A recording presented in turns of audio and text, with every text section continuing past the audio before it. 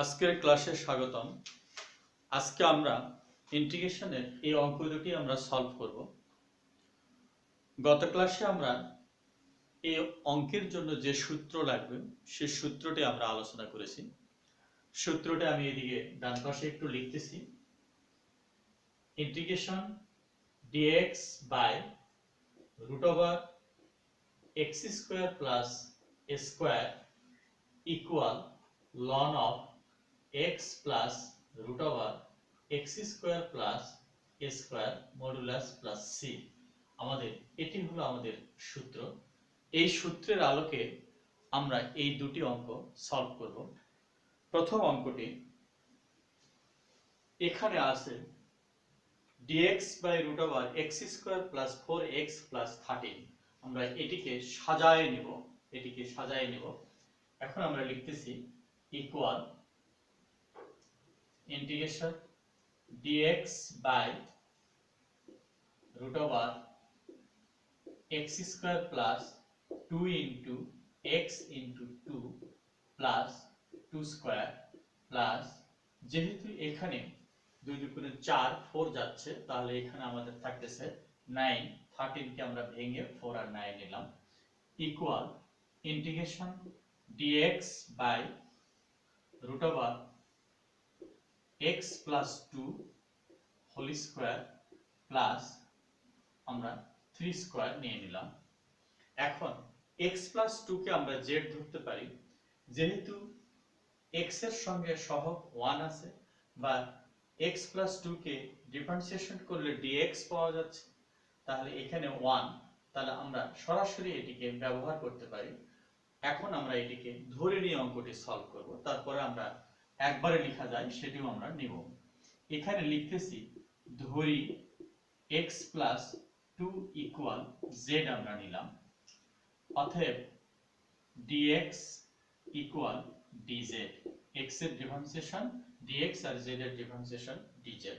তাহলে আমরা লিখতে পারি equal integration dz by root over z square plus 3 square.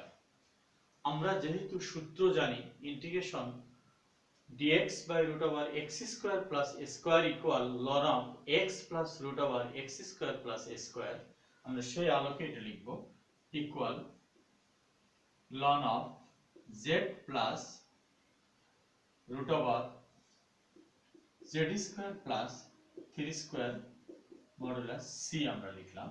এরপর আমরা z এর মান বসায় দিচ্ছি।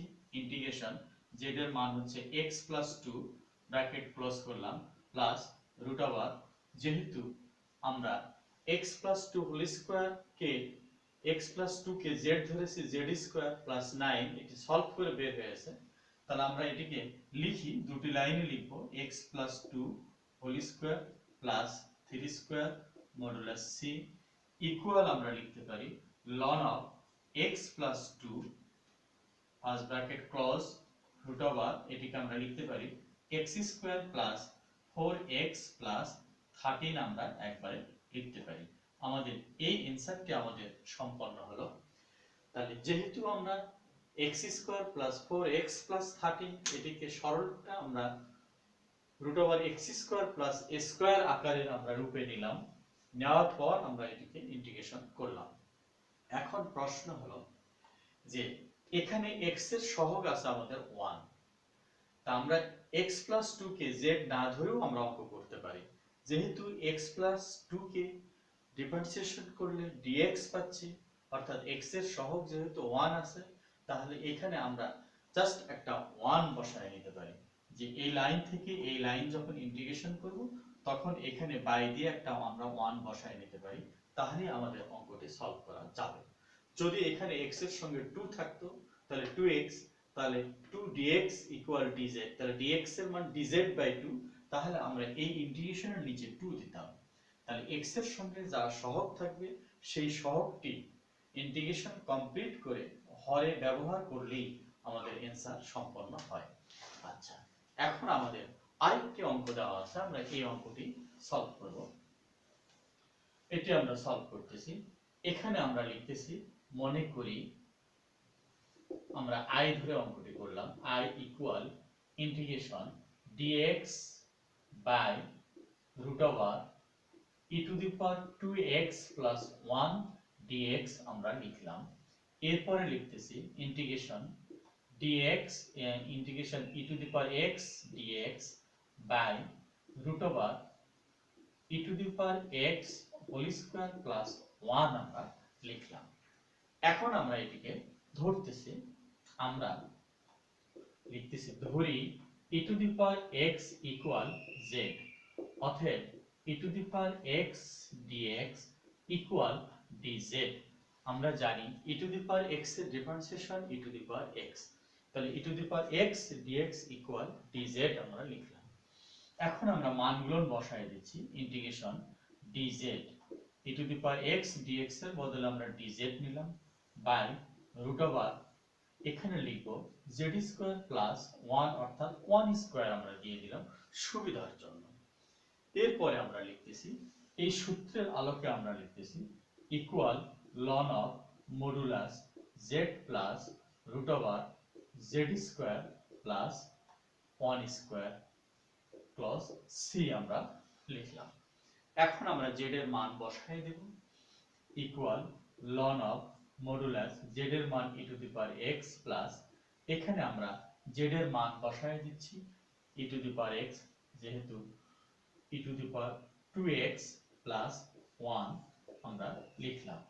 আমাদের এই অ্যানসারটি সম্পন্ন হলো। তাহলে পূর্বের ক্লাসে আমরা কাজটি করেছিলাম যে এই সূত্রটি আলোচনা করেছিলাম, এই সূত্রের আলোকে আমরা আজকে দুটি অঙ্ক সলভ করলাম। প্রথম অঙ্কটি ছিল integration dx by root over x square plus 4x plus 13। আমরা এই সূত্রের মতো আমরা রূপ নিলাম, x প্লাস 2 কে আমরা z ধরেছি, তাহলে dx ইকুয়াল dz পাইলাম, x প্লাস 2 ডিফারেন্সিয়েশন dx আর z এর ডিফারেন্সিয়েশন dz। আমরা মানগুলো বসায় দিই, আমরা এই অ্যানসারটি সম্পন্ন করলাম।